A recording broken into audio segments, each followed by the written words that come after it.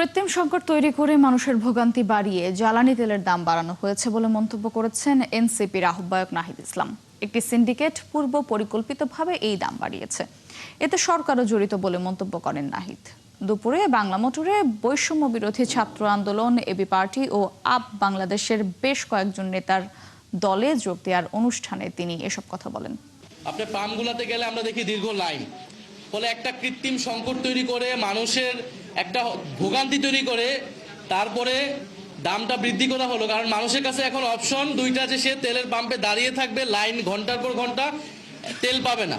এখন তার কাছে তেলে লাইনে দাঁড়ানোর থেকে দাম বেশি হলেও সে কিনতে আগ্রহী, এরকম একটা মনস্তত্ত্ব পরিবেশ তৈরি করে তারপরে দামটা আসলে বৃদ্ধি করা হলো। পুরাটাই পরিকল্পিতভাবে করা হয়েছে, সিন্ডিকেটরা এটা করেছে এবং সরকারের প্রশ্রয়, সরকারের অংশগ্রহণ না থাকলে এটা আসলে সম্ভব হতো না।